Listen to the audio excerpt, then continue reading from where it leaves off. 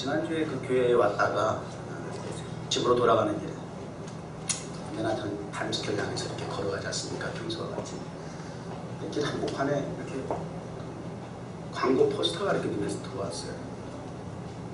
그 포스터에는 그 근육질의 남자가 다 근육을 자랑하고 보디빌더인지 모르겠습니다. 그 다음에 그 위에 이제 광고 그 타이틀이 거기다 쓴 그 글이 크게 노페인, 그 다음에 노게인 이렇게 써놨더라고요. 혹시 보셨어요?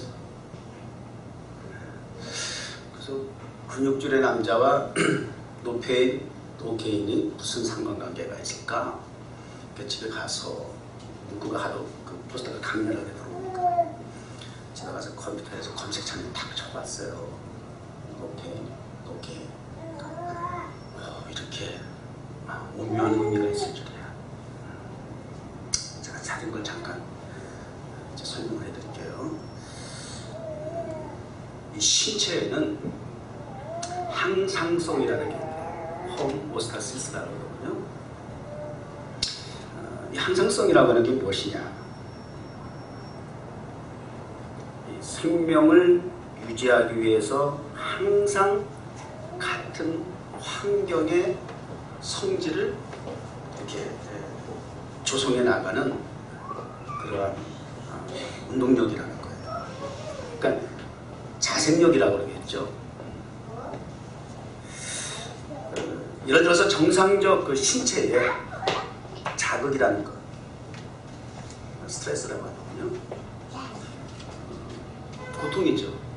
정상적인 것은 편한 걸 좋아합니다. 근데 거기에 자극이 들어오면 스트레스가 되고 고통이 수반된다는 거죠. 그랬을 때 이 신체가 얼른 그것을 감지하고 인지하게 되는데요. 그러면서 이제 나타나는 반응이요.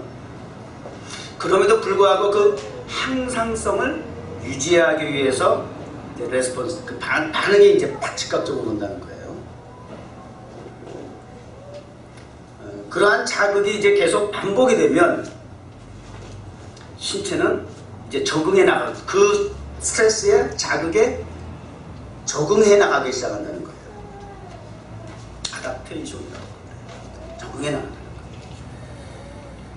그래서 그것이 자꾸 반복되다 보면 원래에 가지고 있는 인체의 그런 정상적인 어떤 능력보다 조금씩 이제 그것이 반복됨으로써 이게 강화된다는 거예요.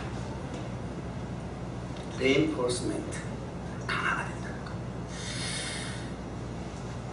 참 인체의 신비인데요.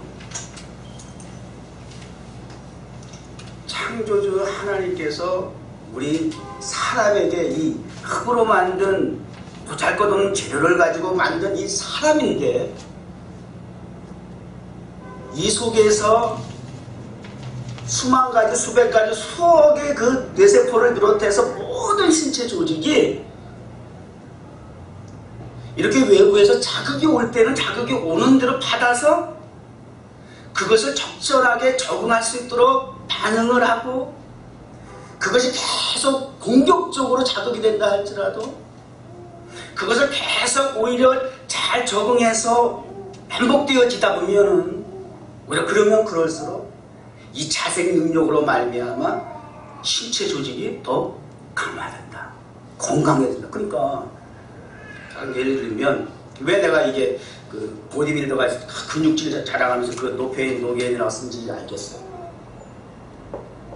그렇게 고통을 수반하는, 스트레스를 수반하는 자극이 있는 그런 운동, 다른 예를 들면 역기를 든다는 거 아니에요. 이거 자극이 되잖아. 보면 신체, 상체에 팔에 자극이 되잖아. 아령 가지고 인상 복복 써가면서 이걸 해야 해요. 왜 또 이렇게 등산을 우리 조카들 같이 가자 해가지고 제가 한번에 배엄하게 등산을 올라갔는데 3분의 1밖에 못 올라갔어요. 첫 번째 시도라 3분의 1밖에 못 나갔어요. 올라가는 겁니다. 옛날에 예전에 한국 갔을 때 설악산인가 내가 아무리 친구 목사를 하고 거기 등산 갔는데요. 이게 무슨 뭐 등산로가 그냥 서울하고 똑같아. 뭐 어떻게 비집고 댕길 틈이 없어. 사람이 얼마나 많은지. 그래서 이게 도대체 등산을 온 건지 이게 뭐.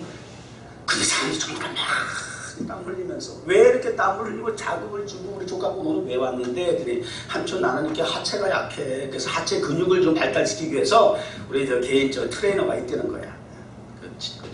짐에는 헬스 거기 하면 개인 트레이너가 등산을 자주 하라 그랬대. 그러면 하체 발달이 이루어진다. 자꾸 이렇게 하면서 자극이 되면 할수록 그게 스트레스가 되지만 무거운 것을 자꾸 눌러서 나에게 스트레스가 되지만 그걸 반복을 하다 보면 이 신체가 참 특이하고 신비한 게 그 자극에 맞게 반응을 하고 적응을 자꾸 반복적으로 함으로써 평소에 그냥 그게 정상이라고 하죠. 사실 그게 정상적인 것보다 더 발달된 근육을 만들어 나간다는 거예요. 더 건강해진다는 거예요. 그래서 바디빌더가 브리더가 탁 해가지고 말이죠. 그 참 의미가 있다. 그 다음에 노페인, 노게인 이렇게 타이틀을 딱 검색어 치니까 또 어떤 그 자료 화면이 나오냐면 김연아, 그 다음에 박지성 발 사진이 있더만. 왜 발사진? 발사진 보니까 흉물스러워. 흉측해. 보통 사람의 발이 아니야. 근데 왜 노페인 노게인이냐? 그만큼 고통스럽게 볼을 차고 빙상에서 꽉 끼는 스케이트 신을 신고 그냥 그렇게 했던 모든 것들이 지금의 영광이라고 하는 것은 바로 그런 고통의 결과였다. 이런 얘기더라. 그러니까 그 광고 포스터에서 주는 그 강렬한 이미지가 그게 성공을 한 거예요. 저의 마음대로 이렇게 사로잡았으니까. 야, 이거 의미가 있다. 그래. 제가 오늘 설교 주제로 목사님 그냥 보는 것이 듣는 것이 다 설교 쪽으로 갑니다. 어떻게 하면 설교를 하고 어떻게 하면 요즘 이제 칼럼을 좀 안 쓴 지 오래됐습니다만 한참 칼럼 쓸 때는 보고 듣는 게 다 칼럼 소재예요.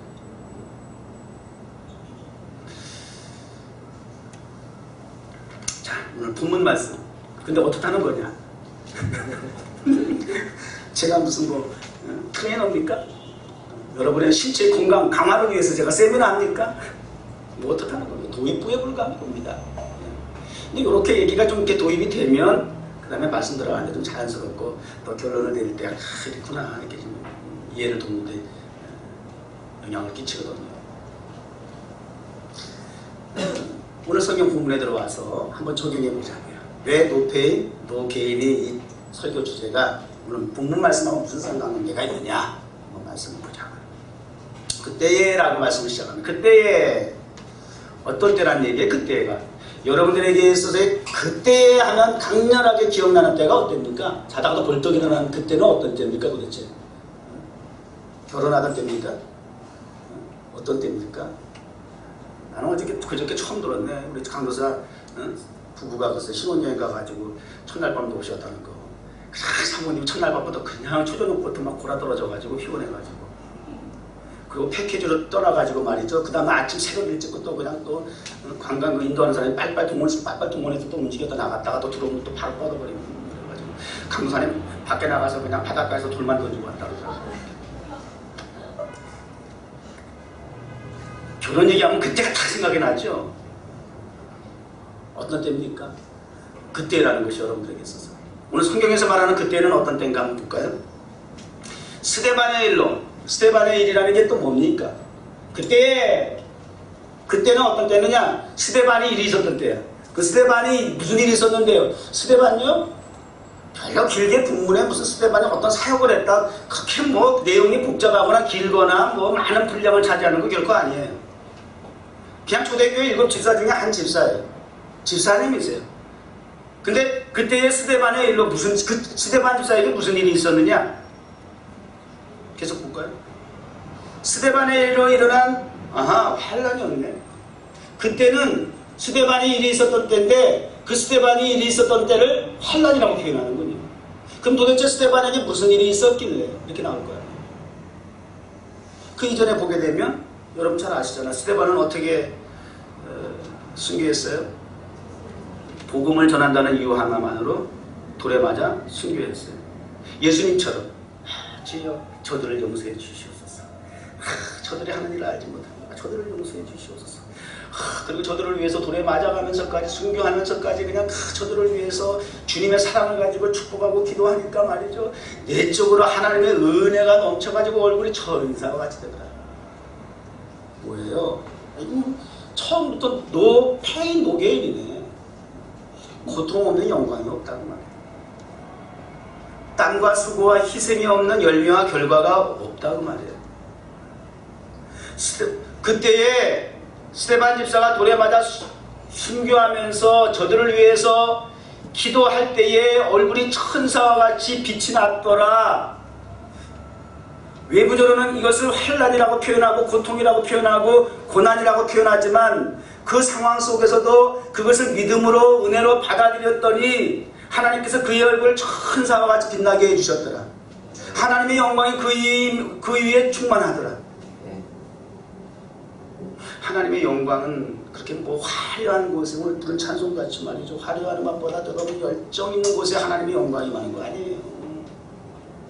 비록 황량한 사막과 벌판과 같은 곳이지만 풀 안 푸기 잘할 것 같지 않은 그러한 고통의 환난의 현장이지만 그곳에서 믿음을 지킨 스데반이 돌에 맞아 죽는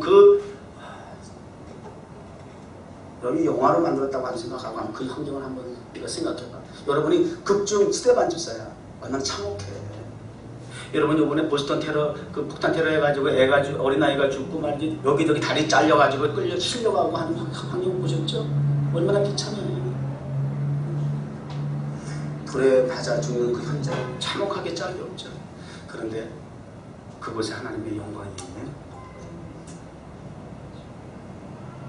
고통이 고난이 환난이 없이는 하나님의 영광을 기대할 수 없다고 말이에요. 본문 시작부터 나오네요. 주제에 맞는 말씀. 그런 고통으로 말미암아, 고난으로 말미암아, 환난으로 말미암아, 페인으로 말미암아 어떤 과정이 이제 펼쳐지게 됐느냐? 흩어지게 됐다. 흩어지게 됐어요.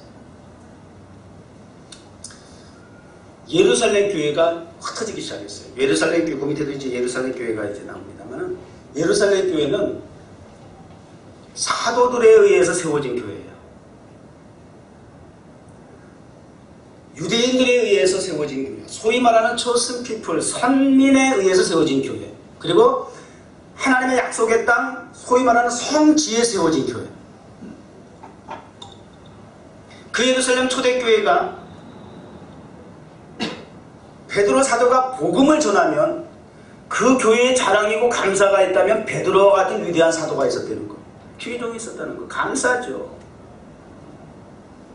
뉴욕 종원교회가 감사해야, 성도들이 감사해야 할 이유는 주요신 목사가 강단했다는 거. 외부에서 오신 손님은 격하게 아멘하는데 여러분.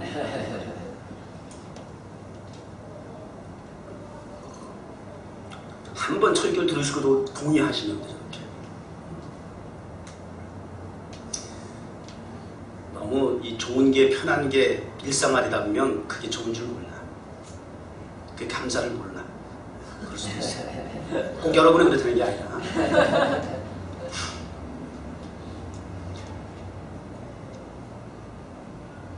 나가서 복음을 전하면 하루에 3,000명이 회개하고 예수 믿었다니까. 아니 5,000명이 회개하고 세례받고 세례교원이 됐어. 보통 동의 아니에요. 기하급수 고속성장이라 그러는데 요즘 뭐 현대 목회자들이 가장 원하는 게 고속성장이거든요. 주변에 막 고속성장했다는 목사님들 교회 자랑하는 거 보면은 부러워 죽겠거든요. 그래서 세미나마다 고속성장에 대해서 세미나 한다 그러면 구름대 같이 목사님들이 모이시거든요. 세상에서 일어나는 현상 자체가 고속을 지금 추구하고 있잖아요. 자고 일어나면은 가전제품이 다 바뀌는 거 알죠? 문화 문명의 발달은 지금 상상을 뛰어넘게 지금 고속도로 발달하고 있어요. 오늘 나온 신제품이 내일 가면 또 이게 뭐야 그거 된다니까. 이게 평소에 많이 이렇게 안 거친데 왜 그런지 몰라. 누가 보면 평소에도 그런 줄 알겠어. 그렇게 된단 말이에요. 그렇게 얘기할게 새 자동차 되는 거예요. 그렇게 된다는 시대가 그렇게 빨라. 그게 예루살렘 교회가 막 부흥하는 거예요. 그런데 스데반의 일이 일어났다고 말이야. 그렇게 막 좋은데, 그렇게 막 기독교가 부흥하는데, 근데 스데반이 일어난 거야. 돌에 맞아 죽어야 하는, 야, 이 예수님이 장난이 아니냐? 와, 베드로 사도의 말씀을 듣고 은혜 받아가지고 그날 완전 뿅 가가지고 와장창 핑창 진짜 장창 깨져가지고 예수 믿겠다고 자원해서 나가서 눈물을 흘리면서 내려받고 교회를 출석하기 시작했는데 갑자기 보니까 스데반 집사가 나갔다가 그냥 전도했다가 그냥 애매하게 그냥 군중 성당 국민들에 의해서 돌에 맞아 죽었단 말이에요. 누가 교회에 남아있어요? 그 상황에서 교회에 남아있을 사람이 있겠느냐고요. 그런 환난과 핍박이 있을 때에 뉴욕 종원교회에 남아있을 사람이 과연 몇 명이나 되겠느냐. 여러분은 남아있을 줄 믿습니다. 항상 오늘 말씀은 여러분을 죄야. 빈자리를 보고 얘기하는 거죠. 왜 이렇게 빠질 땐 같이 빠져? 왜? 교인이 몇 명 안 되는 교회는 빠지는 것도 함부로 빠지면 안 돼. 허락받고 빠져야 돼. 미리미리 순서적으로 다. 왜 반주자가 빠지면서 왜 또 경비와 찬양도 같이 빠지고 이러면 안 돼. 허락받고 빠져야 돼. 같이 빠지면 이빨도 몇 개 안 되는데 다 빠지면 어떡하라는 거야. 관리 잘해야 돼. 작은 교회에서. 다 빠져나가는 거예요. 빠져나갔다는 얘기가 꼭 나쁜 의미를 얘기하는 것이 아니고요. 흩어지게 됐다는 거예요. 어쨌든 뭐 외부에 그 압력이 들어오니까 그걸 견딜 수 없는 사람들은 또 흩어지게 되는 거죠. 꼭 돌에 맞아서 그 자리에서 즉사하고 순교해야만이 또 그게 하나님 원하시는 거 아니잖아요. 또 살아서 다 그렇게 맞아 죽으면 누가 복음 전해요. 또 죽는 사람 죽고 그것도 아무나 그렇게 순교하는 거 아니라니까. 10, 100, 1000만 아니 1억 중에 한 사람 하나 하나님께서 선택하시는 거예요. 순교는 뭐 아무나 하나. 그런 나머지는 이제 흩어지는 거야. 흩어지게 하는 것도 하나님의 의도가 있는 거죠. 근데 보세요. 왜 하나님이 그런 환난을 통해서 사람들이 교회가 막 부흥하려고 하는데 흩어지게 하셨느냐. 흩어진 자들이 베니게와 구브로 안디옥까지로 유대인에게만 말씀을 전하는데, 복음을 전하는데, 유대인에게만 복음을 전하는데, 이걸 뭐라 그러냐면요, 전도 그래요. 이걸 좀 굳이 구분하자면 전도 그렇게 해요. 우리 같은 한국 사람에게 복음을 전하는 걸 전도 그런다 그 말이에요. 아하, 환난을 통해서 스데반 집사가 돌에 맞아 죽음으로써 예루살렘 교회에 큰 환난이 오게 됐는데, 고통이 오게 됐는데, 폐인이 오게 되었는데, 그래서 막 흩어지니까 교회가 이제 막 부흥 더 해야 되는데 흩어지니까 너무 속상했는데, 그런데 흩어져서 사방에 흩어진 사람들이 오히려 그 흩어진 장소에서 복음을 전하더라. 비록 유대인에게만이었지만 전도하더라 그 말이에요. 교회의 목적, 생명력, 그리스도의 성도의 목적 의식은, 존재 목적은, 방향성은 첫째도 둘째도 셋째도 전도, 복음 전하는 거예요. 왜 교회에 출석하세요 여러분? 왜 무엇 때문에? 그냥 일주일에 한 번씩 이렇게 와서 이렇게 예배 드려주면 그냥 마음이 편안해지십니까? 종교인이 하신 성경책 탁산성가 딱 들고 들어가면 이게 좀 이게 멋있습니까? 나도 교인이야. 나도 교회 다녀. 이런 게 무슨 타이틀입니까? 복음을 전하지 않으면 안 되는데요. 복음을 전하는 것이 예수 믿어야 할, 예수 믿게 하신 하나님의 목적인데요. 예수 믿는 성도의 의무고 사명이 되어야 하는데요. 삶의 생애 존재의 목적이 되어야 하는데요. 도대체 무엇 때문에 예배당에 출석하시고 예수를 믿는 그리스도인이라고 자처하십니까? 남이 여러분을 향해서 집사, 목사, 성도라고 말해줍니까? 인정해줍니까? 그렇다면 과연 복음을 전하고 있습니까? 전도하기 시작했어요.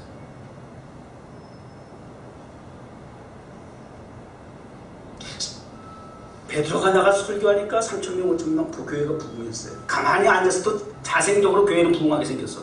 한 사람 베드로만 나가서 복음 전하면 끝나. 그러면 되겠어요? 목사부터 전도하세요. 해야죠. 밑에 보면 바울과 사울과 바울이죠. 바나바는 안디옥교회 파송가 가지고 그들에게 가르치는 그 모습이 나와요. 그러면 가르침을 받은 성도들은 가르침을 받는 목적이 뭐냐면 세상에 나가 삶의 현장에서 복음을 전하는 도구가 수단이 되라는 거예요. 삶의 현장에서 보다 효과적으로 복음을 전할 수 있는 수단과 방편이 있다면 바로 여러분이 있죠. 목사가 전도 안 하겠다고 핑계하는 것이 아니라, 가령 예를 들면 목사가 연예인들 복음 전하는 게 쉽겠습니까? 전혀 동떨어진 삶을 살아가고 있는데, 목사가 비즈니스 현장에 가지고 비즈니스 직장 다녀보도 못한 목사가 가서 전도하는데 효과적이겠습니까? 의사에게, 환자에게 어느 곳에 가서 전도하더라도 목사는 전도해야 할 수 있고 해야만 하게 되어 있습니다만은, 그러나 보다 효과적인 것은, 그래서 선교사라는 얘기도 그냥 선교사, 옛날에 다시나 떠나고 목사한테 선교사라고 그랬는데 요즘은 그렇게 얘기 안 해요. 그 목사가 선교사로 가면 오히려 방해가 돼요. 제약이 돼요. 그래서 평신도 선교사라는 말이 먼저, 전문인 선교사라는 말이 나온 거 아시죠? 여러분의 삶의 현장에서 여러분이 하는 그 잡을 가지고 일을 토해서 복음을 효과적으로 일하면서 전하는 거예요. 이것처럼 저기처럼 좋은 게 없다는 말이에요. 목사는 목사니까 라는 게 있잖아. 아니 당신 목사니까 이렇게 되잖아. 벌써 거기서부터 걸리는 거야. 당신 목사니까 천사 같은 말 하겠지. 근데 나와 똑같은 동질성을 가지고 있는, 같은 분야에서 일하고 있고 같은 바닥에 속시 일하는 사람이라 할지라도, 같은 몸이 아픈 사람이라 할지라도, 같은 분야에서 일하는 사람이라면 동질성이 있어요. 뭔가 얘기하면 그래서 이 사람의 삶이 이렇구나 라고 하는 그런 것들이 함께 교류가 돼, 교통이 돼, 동의가 된단 말이에요. 동감이 된단 말이에요. 그러니까 복음을 전하는 수단으로서 여러분이 참 좋아요. 유대인에게만 전하더라. 이건 전도라 그렇게 얘기한단 말이에요. 제가 그렇게 얘기하는 이유가 있어요. 계속 그 밑에 설명을 할게요. 그런데 20절, 그 중에 그브로와 구레네 몇 사람이 안디옥에 이르러서 헬라인에게도 주 예수를 전파하더라는 거예요. 아하, 그럼 이제 왜 제가 이렇게 구분을 굳이 했는지 아시겠죠? 그 앞에는 유대인에게만 복음을 전하는, 그걸 구체적으로 표현한다면 전도라고 하는 측면에서 복음을 전하였고, 두 번째는 한 걸음 더 나아가서 이제는 이방인들에게, 헬라인들에게 복음, 유대인이 아닌 타 백성에게 복음을 전하게 되었다 하는 얘기예요. 이걸 뭐라 그래요? 선교. 자, 환난, 순교, 고통 중에 죽음보다 더 큰 고통이 없잖아요. 순교의 고통이 있을 때에, 폐인이 있을 때에 그것으로 무산되고 무기력화되고 무능력화되어가지고 주저앉고 포기하고, 그래서 복음이, 교회가 무너지고 내려앉고 사라진 것이 아니라, 아시겠어요?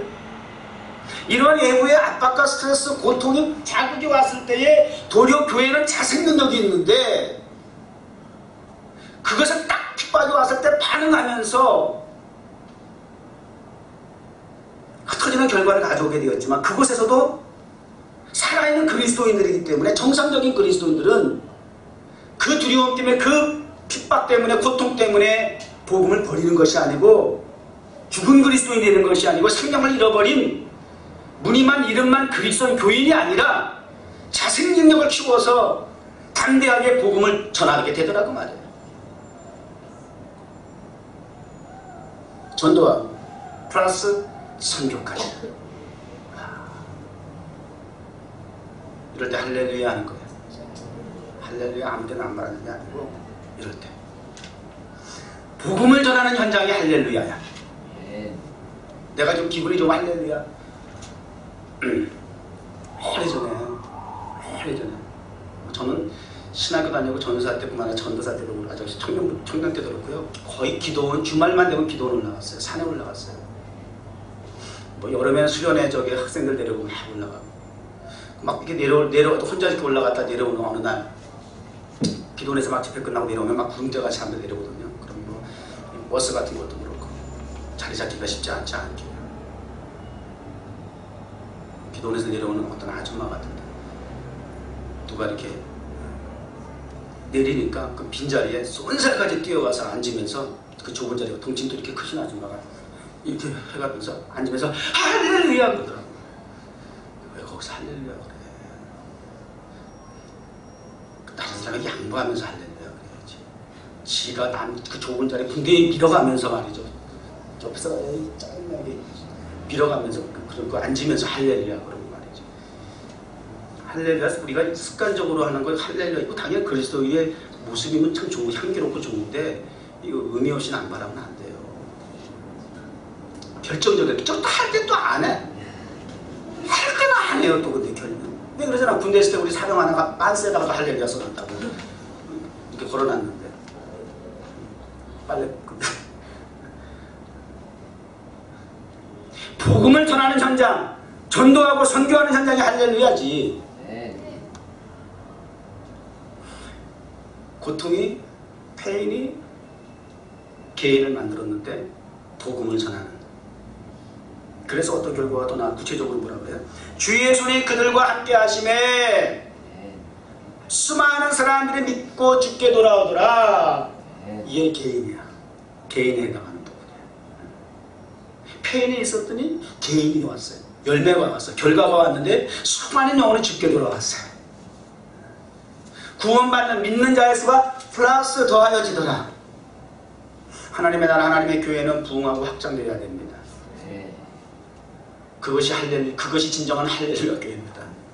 이름만 할렐루야 교회가 되서는 안 되고 부흥하고 확장하는 교회. 주의 복음이 끊임없이 선포되어지는 교회. 강단에서 하나님의 말씀이 주의 종의 입을 통해서 선포되어져서 할렐루야.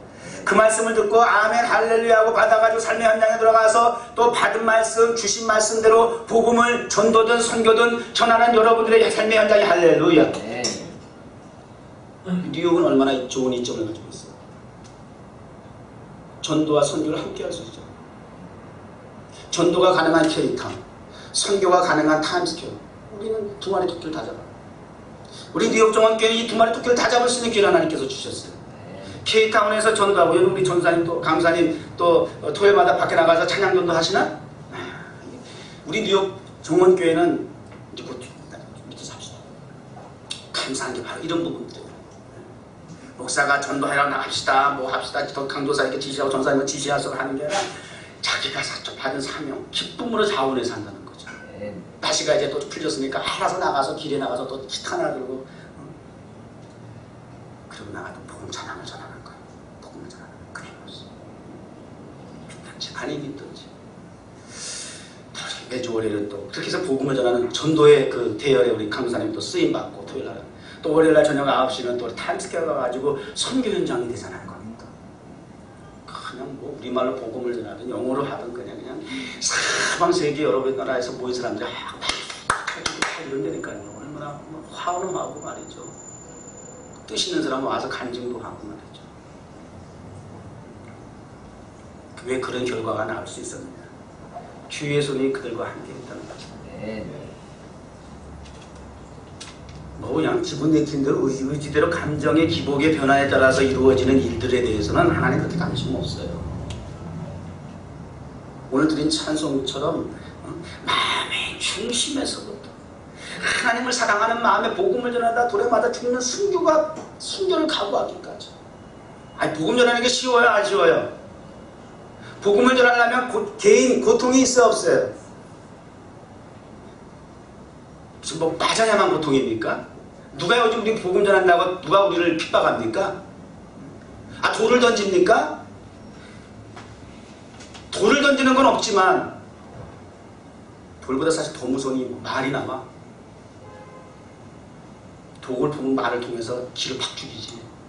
막 욕을 한다든지 또 도끼 어린 눈으로 째려본다든지 막 무시하는 것 같고 막 이런 거 있잖아. 이런 것도 사실 어떻게 보면 돌 날라오는 것과 같은 수준의 정신적인 스트레스로 우리에게 압박을 주는 거죠. 그런 시선이 그러한 저들의 모습이 우리를 바라보는 것이 나를 무시하는 것 같고 나에게 막 돌 던지는 것 같으니까 그러니까 용기가 못 나는. 나가 복음 전에 쉽지 않은 거야. 똑같아요 사실은요.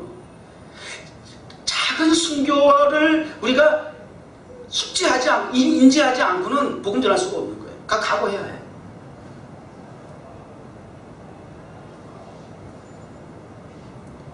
그러면 주의 손이 함께하다. 주의 손이 함께하는 거예요. 우리 강산 토요일날 그렇고 우리 월요일날 저녁에 우리 타임스퀘어 우리 독수리 가족도 그렇고 주의 손이 함께 하시는 복음 전파가 되길 바랍니다. 열매는 개인은 반드시 하나님 책임져 주세요. 이미 우리가 지금 눈에 볼 수 있는 열매는 아니더라 할지라도 이미 하나님께서 어떻게 영향을 열매를 맺고 계시고 그건 우리는 모르는 것뿐이야. 우리는 그저 열매와 상관없이 우리가 주께서 명하신 대로 우리가 해야 할 공부과 사명을 다 하면 되는 것이야. 그 열매는 하나님이 책임져 주신다. 그 범위격 영역까지 우리가 자꾸 탈취하려고 하지만 거기에 자꾸 민감하니까 우리가 출발도 못하는 거야. 시작도 못하는 거예요. 무슨 얘기인지 아시겠어요? 계속 너무 하고 싶은 말 많은데 시간이 지나기 있어서 안 되겠어요. 자, 이런 역사가 지금 이방 지역에서 특별히 안디옥은 로마 제국 시대의 3대 도시 중에 하나예요. 그 당시 인구가 50만이면 엄청 큰 도시예요. 오늘날 우리 맨하탄이라고 해도 괜찮을 것 같을 정도로 안디옥은 그만큼 문화, 물질, 문명이 발달한 상업 도시였어요. 로마 다음으로 큰 도시예요. 그런 도시에 이제 복음이 불길이 막 일어나기 시작한 거예요. 그래서 안디옥에 이제 막 이방인에 의해서 첫 번째 선교교회가 세워진 거예요. 그 소식이 이제 예루살렘에 있는 교회에 이제 들린 거예요. 본부에. 그래서 어떤 이제 행동을 취했느냐. 예루살렘 교회에 믿음 좋은 바나바를 세웠어요. 바나바를 파송했어요. 바나바는 여기 성경에 보니까 착한 사람이요 성령과 믿음이 충만한 사람이라. 착한 사람이라 인격적으로도 괜찮고 성령과 은혜가 충만한 사람, 영적으로도 훌륭하고 이런 걸 우리가 퍼펙트 그렇게 얘기하는 거예요. 우리는 영적으로 충만한데 인격이 안 돼가지고 항상 우리끼리 영적으로 좋아, 충만해, 할렐루야 빵이야. 근데 밖에 나가면 이게 안 통하는 거야. 이게 왜 그러지? 너 교인이었어? 너 집사였어? 얘라 이런단 말이야. 이게 착한 사람이 못된 거야. 사회에서 인격적으로 따라가 주지 못해. 영적인 부분에까지 미치지 못하는 거예요. 이걸 밸런스를 맞춰야 된다는 거예요. 밸런스를 맞춰야 돼. 바로 밸런스를 맞춘 사람이 바나바 성도야. 그리스도인 오늘날 이 밸런스가 많이 이게 안 되기 때문에 지금 문제인데 이거 잘 맞추시면서 신앙생활 해야 될 것 같아요. 보니까 너무너무 좋은 거야. 정말 기적과 같은 일이 일어난 거예요. 그래서 더욱더 믿음 안에서 굳세야 된다고 다 격려해주고 막 있었어요. 근데 이제 그렇게 이제 당신이 거기 가서 파송되었으면 당신이 그 정말 밭이 얼마나 좋아.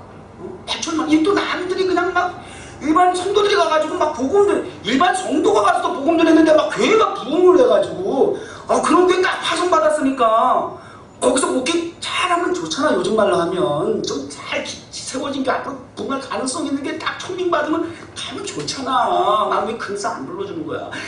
그냥 그렇게 딱 가가지고, 그 밭이 좋은 데 가지고 조금만 내가 잘해도 얼마나 교회가 더 부흥할 거야. 요런 생각. 저만의 생각이겠죠. 그런데 바나바는 주영식 목사와 확실히 달라. 확실히 수준이 달라. 나 같으면 혼자 하지. 단독 목회, 단임 목사 하지 그냥. 그런데 바나바는 조금 저하고 달랐어. 누가 생각이 났냐면 길리기아 다소에 있는 사울이라는 청년이 생각났어. 자, 우리 요 대목이 중요해. 이 사울을 찾아간 거야. 그 사람은 딱 생각이 났어. 근데 그 사람을 찾아갔다라고 하는 것은 이해가 이성적으로 안 될 수 있는 상황이에요. 그러면 사울은 누구냐? 사울은 이때에 그때에 스데반의 일로 환난을 당할 때에 그 환난의 주인공이에요. 스데반이 돌에 맞아 죽을 때 증인으로 앞장섰던 사람이에요. 돌에 맞아 죽는 그 순교의 현장에 앞장섰던 사람이에요. 그리고 그것도 양에 앉혀서 의기양양 또 다른 제2의 제3의 스데반을 만들기 위해서 돌에 때려 죽일 희생제물을 만들기 위해서 다메섹을 향해서 가던 사람이었습니다. 그때에 스데반의 일로 환난을 당할 때에 바나바는 예루살렘 교회 멤버였어요. 구성원이었어요. 그때 예루살렘 교회 성도들은 그 청년 사울을 어떻게 생각했을까? 죽일 놈이 아니야. 왼수야. 저런 저거 귀신이 한다고 하나? 이렇게 얘기해야 돼. 주여 저놈만 없으면 우리 복음을 더 힘차게 전할 텐데요. 하나님 주님 저놈을 잡아가 주시옵소서. 주여 저놈이 복음의 방해입니다. 장애입니다. 사탄의 지금 사수입니다. 저놈 잡아가 주시옵소서.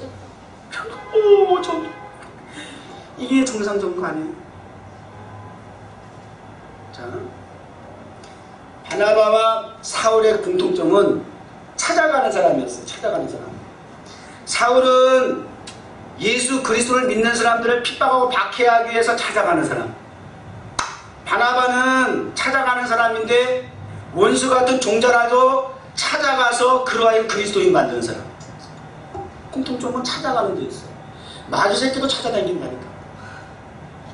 마귀도 성경에 보니까 굶주린 사자와 같이 산길자를 찾아다닌대. 사탄의 특징도 찾아가는 데 있어요. 여러분 안심하면 안 돼. 안심하면 안 돼. 찾아다녀. 뉴욕 종합교회라고 뭐 어디 사탄이 들어오지 말라고 무슨 울타리 쳤나? 여러분의 삶에 앉아 나 그리스도의 집사의 목사라고 그 간판이 사탄이 들어오지 못하게 하는 무슨 뭐 그게 보장된 조건인 줄 아세요? 찾아가. 순간적으로 천국의 열쇠를 맡기면서까지 그 신앙 고백을 했던 베드로를 칭찬하셨던 주님 앞에 한순간에 사탄아 물러가라. 사탄이 돼버렸어. 찾아가. 경계해. 사탄의 도구가 되죠. 순간이라도 사탄의 도구가 되죠. 불행한 사람 되지 마세요. 같은 제자 베드로였고 가룟유다도 하지만 똑같이 사탄의 도구가 됐어요. 예수님 3번 부인한 거나 예수님 은삼시 팔아먹으라 뭐가 달라요?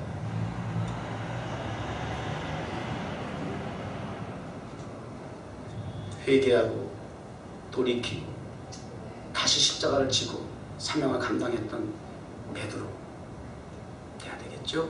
네. 그러나 더 좋은 것은 그러한 도구로도 사용을 안 돼서 더 좋지. 왜 순간 사탄이 되겠어요? 여러분 살면서 하나님의 의의 병기의 도구가 되기를 축복합니다. 네. 한순간이라도 사탄의 도구가 되지 않기를 주의 이름으로 축복합니다. 무지하게 중요한 축복이에요. 네. 여러분 복 받으라는 건 다른 어떤 축복보다도 더 중요한 축복이에요. 여러분 지금 기도하는 소원 이루어 주시옵소서. 그것보다 더 중요한 축복이에요. 사탄의 도구가 얼마나 고통스러운지 아세요? 한 번의 실수로 송군이라고 하는 다윗도 여자 하나 눈이 멀어가지고 순간에 음욕과 정욕으로 말미암아 무너지잖아요. 그 고통 이루 말할 수 없이 대가를 지불해야만 하잖아요.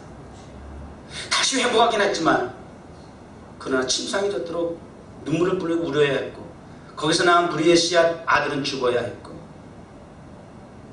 말할 수 없는 고통이 떨어져요. 회개하면 되죠. 회개하면 되죠. 그러나 그 대가는 그만큼 치러야 한다는 거예요. 죄는 용서해 주시지만 하나님께서 그 대가는 지불하신다니까. 반드시 대가는 있다고 말이에요. 바나바와 사울의 공통점 찾아가는 사람이었는데 찾아가는 목적이 달랐어요. 사울은 죽이는 사람, 바나바는 살리는 사람. 우리 뉴욕 종합교회 성도 여러분들이 살리는 사람 되기 바랍니다. 네. 그게 바나바.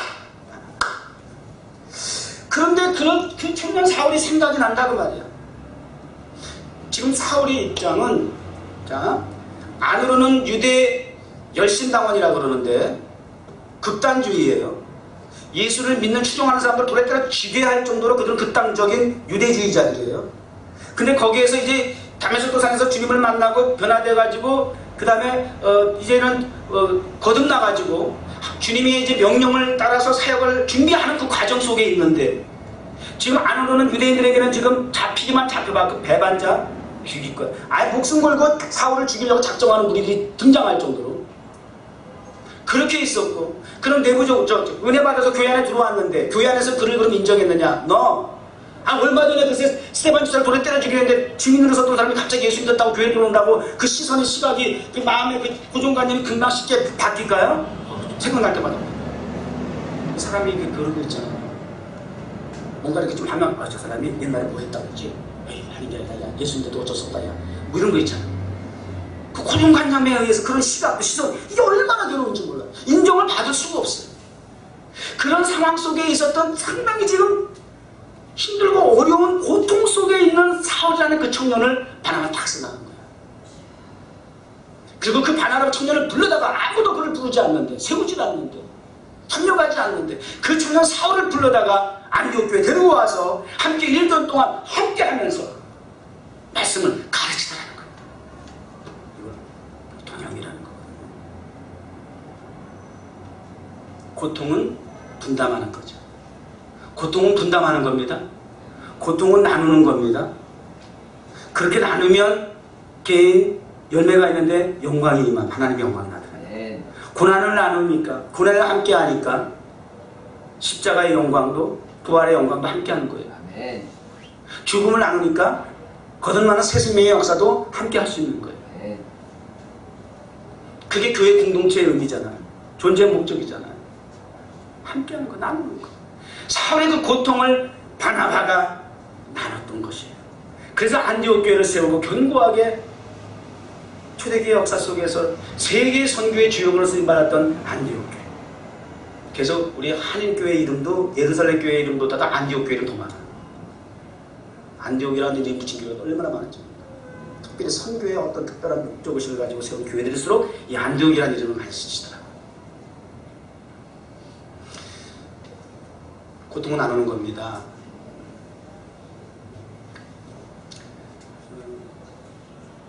저는 지난 주간에 참 마음에 작은 감동과 큰 기쁨이 있었어요.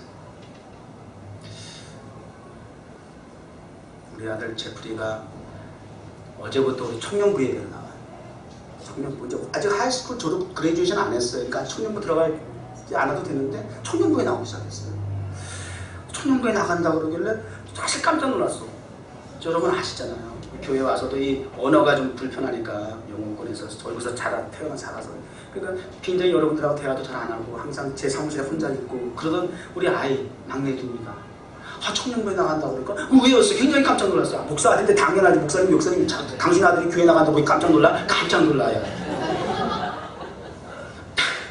저도 부교육자를 쓰면서 교회 청년부 학생부 지도할 때 보면 이게 교회 목사님 자녀, 권사님 장로님 자녀들이 제일 속속이더라고요. 더 속속이더라고요. 저도 다 경험해서 알거든요. 우리 자녀들은 예외일 줄 알아야죠. 어쨌든 근데 저 꼭 특별한 상황이니까. 특별한 상황이니까. 우리 청년들은 유학생들이고. 그러니까 이게 생각하는 문화적 사고가 분명히 다르거든요. 그래서 참 쉽지 않았겠다. 그래서 강연을 저도 못하겠더라고요.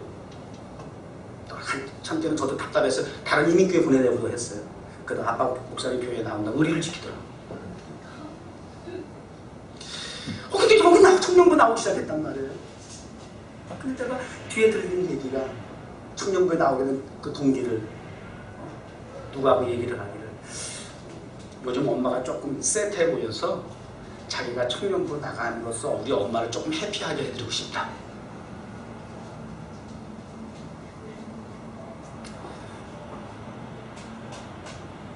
이게 가족이어야 할까요? 별거 아닌 것 같지만 목사를 교회에 나가고 청년부한테 뭘 그렇게 감동받으리냐고요? 저는 감동이 됐어요. 내 아들이 철딱선이 없는 아이인 줄 알았더니 부모를 생각하는구나. 부모의 마음 표정을 보고 배려를 할 줄 아는구나. 나는 청년부에 나가는 것이 아직 이르고 때가 아니고 언어도 통이 잘 안 되고 문화도 안 맞고 별로 그렇게 내키진 않지만 우리 엄마 아빠가 가장 좋아하는 것은 교회 열심히 다니는 거다. 이거는 알고 있으니까. 목사들은 아이덴티티가 정체성이 있으니까. 교회 다니는 것만은 우리 부모님이 제일 좋아하는 거다라고 하는 걸 아니까 그 일을 원치 않지만 하겠다. 그런 결단을 가지고 나갔다는 거 아니겠어요. 또 어제 같은 경우는 이른 아침 9시부터 토요일 날부터 늦잠 자잖아요. 금요일 늦게까지 막 놀고 컴퓨터하고 토요일 날은 하루 늦잠 자는 날인데 주일날은 또 교회 나와야 되니까 또 역시 일찍 일어나요. 근데 어제는 또 막 일찍 8시부터 일어나서 서둘러서 해가지고 어디로 가나 했더니 오늘 우리 조카가 운영하는 학원에 가가지고 말이죠. 토플 보는데 거기 또 이제 그거 아르바이트 하러 간다는 거예요. 누나가 부탁을 했대요. 그래서 아침 일찍 나가서 아르바이트하고 거기서 끝나자마자 또 우리 사모님한테 붙잡혀가지고 거기서 차로 납치돼가지고 교회로 와가지고 청년부 예배 딱 들고 집에 돌아오니까 10시, 밤 10시. 그래서 내가 웬만하면 토요일 날 같은 경우도 늦게까지 밤 12시까지 컴퓨터 보는 텐데 컴퓨터는 지가 이제 하고 싶은 의지는 있어 켜놨는데 좀 있어 보니까 들어갔더라고. 그리고 일찍 일어나서 오늘도 같이 교회 나왔는데 정말 정말 기뻤어요. 어제 너무 행복했어요. 감사했어요. 이런 마음이 계속 유지되는 우리 가족이 됐으면 좋겠어요. 자식을 배려하고 자식 부모를 배려하는 마음을 가지고 꼭 위에 있는 사람이 아래 사람 배려하는 법 있어? 아래 사람이 우리 사람도 배려할 수 있는 거지. 저도 그렇게 살았어요. 그게 자식은 그게 제 마음이에요. 우리 어머니 평생 목회자 3호로 살아가시면 너무 고생을 많이 해가지고 나는 어떡하든지 우리 어머니 조금이라도 좀 편하게 해드려야 된다. 그런 막 그 소원을 가지고 살았어요. 별거 아닌 자그마한 일이지만 우리 어머니가 가장 좋아하는 게 뭘까? 그래서 저 신앙생활 시키지 않아도 엄마 아버지하고 같이 살아보지도 못했지만 우리 엄마 고생 섬에서 목회하시는 엄마 아버지가 가장 기뻐하는 일이 뭘까? 그건 내가 신앙생활 열심히 잘하는 거예요. 그거 한 가지 가지고 저도 한 거예요. 그게 가장 중요한 동기부여예요. 그래서 어린 시절 청소년 시절 그 어려운 과정 속에서도 그냥 부모 없는 형제들 밑에서 성장하면서도 그 신앙 하나 제가 그 청소년 때도 그냥 헉하면 기도 올라가고 막 그랬었어요. 열심히 신앙 교회 다니고 목숨 걸고 다녔어요. 그게 왜 어머니 고생하는 어머니 가장 기뻐하는 거예요. 아버지 부전 자전 이게 다 이게 좋은 거예요. 오늘 아침에 일찍 나와서 보니까 우리 김민혜 지사가 저쪽 주방에서 막 쌀을 씻고 있더라고. 김민혜 지사가 웬일이나 아침부터 했더니 오늘 우리 집사람이 밥당번이라는 거야.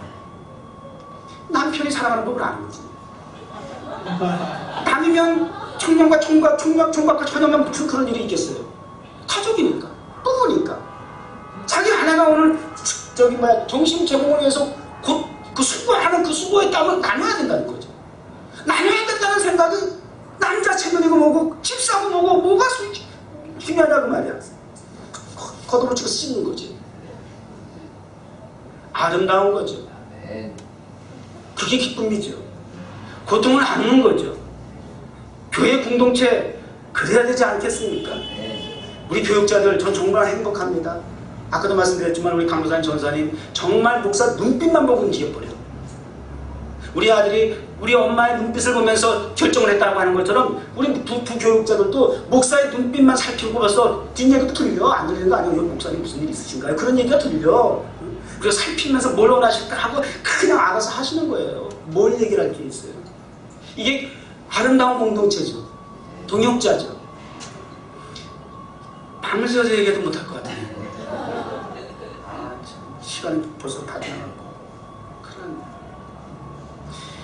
바나바가 사울을 찾으러 다소에 가서 데리고 와서 그리고 교회에 1년간 모여 있고 이 공동체야. 동역자는 이런 거예요. 찾아가고 만나고 함께하고 그리고 복음 전하고 같이 있고 떠나지 말고 같이 있고 모여 있고 그리고 복음 전하고 수고하고 땀을 같이 분배하고 고통을 나누고 이게 교회 가족 공동체 해야 된단 말입니다. 그게 안디옥 교회 특징이었어요. 오늘날 많은 교회들이 안디옥이라는 이름을 쓰고 있어요. 그것이 소문이 났어요. 우리 뉴욕 정원교회가 오늘날 안디옥 교회와 같이 그렇게 세계에 소문나는 교회 되길 바랍니다. 아름다운 덕을 끼치는 교회가 되길 바랍니다. 교회가 분쟁이 있고 분열이 있는 상징이 되어 있어요. 가장 화합이 화목이 잘 되는 교회수로 소문나기를 바랍니다.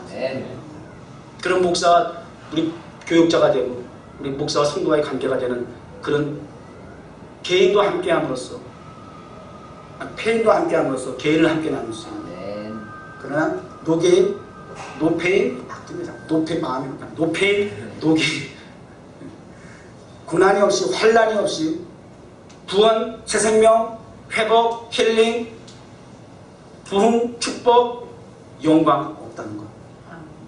고통 같이 나누시면 반드시 타임스퀘어의 영광 함께 누릴 줄 믿습니다.